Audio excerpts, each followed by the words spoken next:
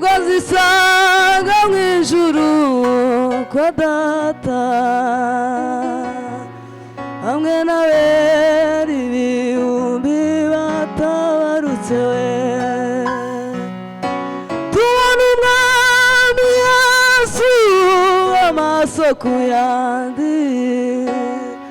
tubona bene data twakundaga mu isi twibagirwa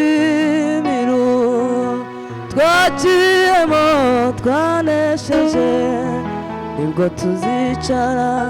turuka iwacu we icyo gihugu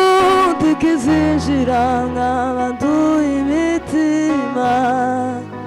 keretse abatorewe ubukwe bw'umwana w'intama n'Imana twishimira we izatugeza muri Kanani y'abera we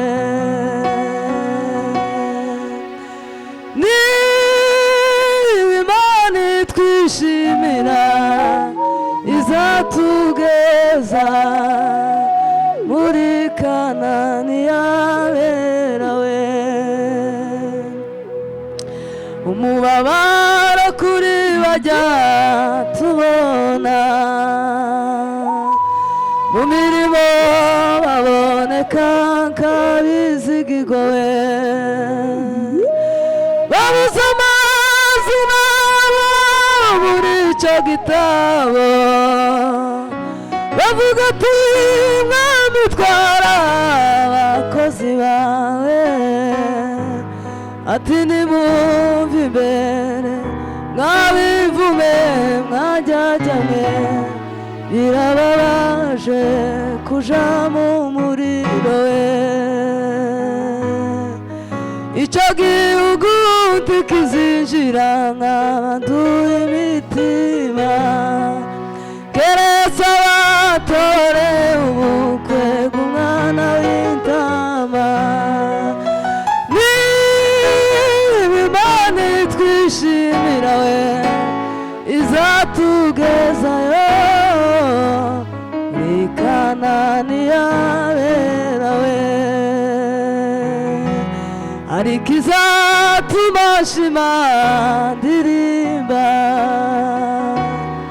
ubwo bazasoma ibitabo by'amazina we ati wakaze tuzukira iminsi we injira mu munezero mukozi mwiza azampoza amarira mbona inshuti twakundana maze mbwire Yesu uti mwami wacikiwe